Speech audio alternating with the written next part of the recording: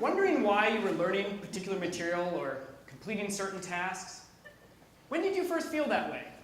High school? Middle school? Earlier? This is a photo of my daughter when she was 5 years old, just a week before she began kindergarten. Notice the glasses she created by adding pictures of wide open eyes, so in her words, she could sleep in class without anyone noticing. Now, remember, this is before she began school, based solely on her expectations of being bored. Expectations that I think to some extent we all share. That school is just something to get through. As an educator myself, someone who's worked in and studied schools for almost 20 years, I find that all too often, schools and teachers aren't supported in intentionally developing students' voices, ideas, and talents. For the most part, schools today look and feel much like schools from over 100 years ago. Large groups of students sitting in desks, completing teacher-directed tasks, and memorizing information we can look up on cell phones in a matter of seconds. If we're going to solve 21st century dilemmas like climate change, social injustice, we need to prepare students differently. We need creative problem solvers, not worksheet completers. We need lifelong, self-directed learners. And to do this, we may need to transform how we think about teaching and learning.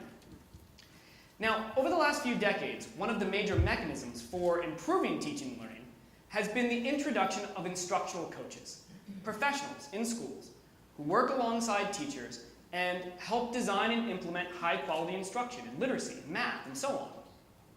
Now, let me stop you there and clarify. When I say coach in the Boston area, many people think of people like Bill Belichick, right? Hard-charging, hard-nosed authority figures who get the most out of their players. And while there are some similarities between a sports coach and an instructional coach, today I'm focusing on those coaches in schools, like my colleague Jill Tully in Melrose, Massachusetts, who co-designs and co-teaches lessons, who models, who observes in classrooms and offers feedback, who supports school-wide improvement. Now, some of my own research on coaching suggests that effective coaches like Jill balance two very different stances with teachers in schools. On one hand, directing them, perhaps a bit like a sports coach, teaching them instructional routines and helping them refine them. On the other hand, responding to teachers, going where they want to go, answering their questions, perhaps a bit more like a life coach. In balancing these two stances, responsive and directive coaching, coaches can improve classroom instruction and improve outcomes for students. But the truth is, we might need more than just a bit of improvement in schools. We may need to transform things significantly. If we are going to create the next generation of citizens who are able to solve global dilemmas like poverty, degenerative diseases, we need to transform how we think about teaching and learning. We need to create classrooms where all learners can ask and answer questions about how to make the world a better place. And to do this, we can't just hire more instructional coaches, although that might be a start. Instead, we need to help teachers and students adopt what my colleague, Rita Bean, and I talk about as a coaching mindset. Helping educators think more like coaches themselves. Because coaching isn't just about developing skills. It's about developing people as thinkers, as learners, as creative problem solvers.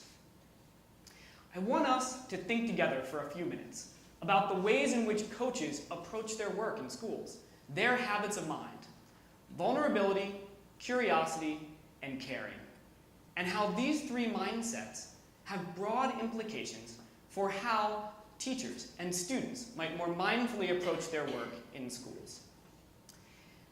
Part of the power of a coaching mindset is how it supports development across the lifespan. We think a lot about child development in schools, right? What's developmentally appropriate for children at different ages, different stages. But we rarely talk about adult development in schools. Or for that matter, what really develops? Let me return to a story about my daughter to help illustrate. On a walk back from the beach this summer, my now 7-year-old was chatting with me about becoming an adult. She's that kind of 7-year-old. And she was saying, I've got it all figured out, what you and Mom are doing. You're filling me up with all this information because you know everything. And when I'm an adult, well, I'll know everything too. And I can just teach it to my kids. Well, I agreed with her generally. But then I suggested it might be something slightly different that her mother and I were doing.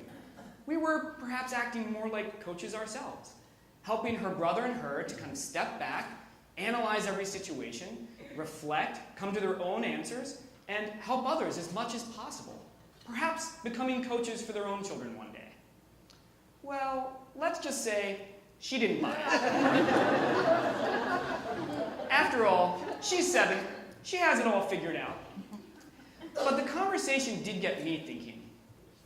Despite my best efforts, my daughter has adopted a mindset that many schools unknowingly promote, that teaching and learning is about filling kids up with information, like empty little buckets that arrive in kindergarten and are filled a little bit more each year until they're brimming over at the end of college. This is an antiquated view of education. It's an antiquated view of adulthood. And many children think that adulthood is about reaching a certain age or stage, or in my own children's case, about reaching a certain height. Recently, they stood on a chair and as high up as they could reach drew a line on the wall where we mark off their height each year, and they labeled this line, the point of adultness.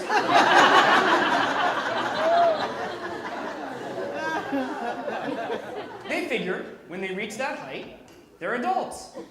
Not a bad hypothesis. But as a coach myself, and as someone who has worked with and studied coaches, I've come to learn that development and adulthood has a lot more to do with mindfulness and transformation than it does with height. In the words of developmental psychologist Robert Kegan, it has to do with something called constructive developmentalism. The notion that what develops over time is how we view the world, how we construct the world, and think about our relationships, our dilemmas, our work, and so on.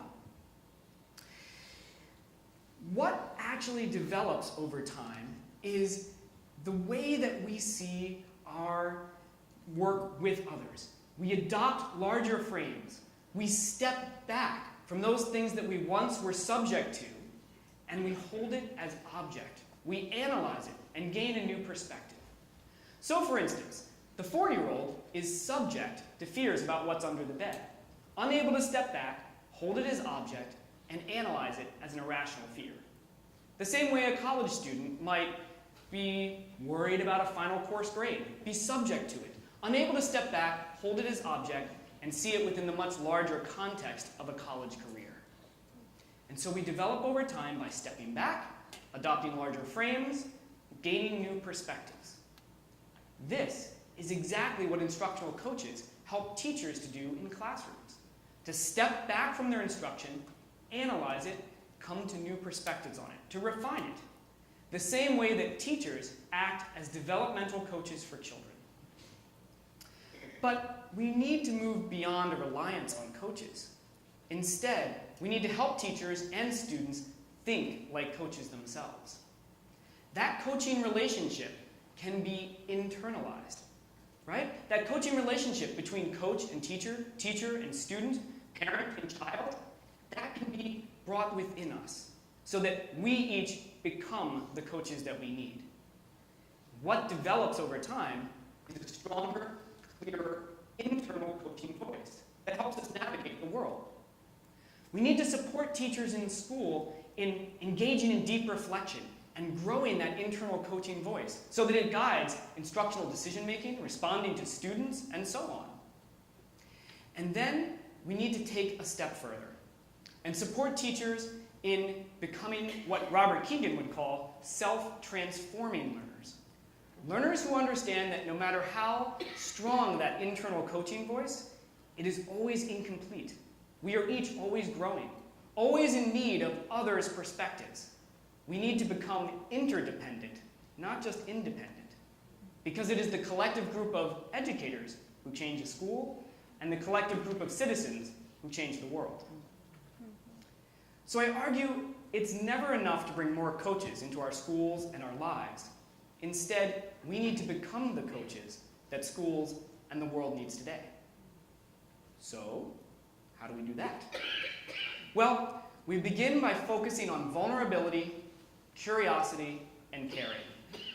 3 of the mindsets that coaches adopt and bring into schools. Vulnerability. Coaches help teachers grow by learning alongside them, adopting a growth mindset, shedding that label of expert so they can learn with and from the teachers they coach, just like teachers learn with and from the students they teach. By modeling vulnerability, coaches and teachers create classrooms in which students become vulnerable learners and are able to open themselves to learning new ideas and new content through engaging in authentic questions about how to make the world a better place. Curiosity. Curiosity is the main tool that a coach uses. Intentional, strategic questioning. By asking open-ended, generative questions of teachers, coaches can support them in then asking open-ended, generative questions of students. We thereby create questioning routines in classrooms, which over time are internalized and become self-questioning routines. Self-questioning is the road to self-transformation. Questioning the status quo is the beginning of crafting a better future. And finally, genuine, authentic caring. Coaches care as much, if not more, for others' learning as they do for their own. They value interdependence over the myth of independence and the reality of isolation that many teachers and students face in schools. By honoring others' learning, we transform ourselves. Vulnerability, curiosity, and caring. Imagine the transformations we might see in schools if those were the mindsets that teachers and students prized above memorization or the adoption of technical skills. Now, imagine the transformations we might see in the larger world if these were the mindsets that politicians, policymakers, global leaders adopted. How might we think differently about and solve global dilemmas? And finally, to my own children, who have taught me more about coaching than anyone, and who are so eager to grow up to be adults filled with information themselves, I offer a final bit of coaching advice. Hold on to your childlike vulnerability, curiosity, and caring. You'll be a lot closer to being the kinds of adults we need in schools and in the world today. Thank you.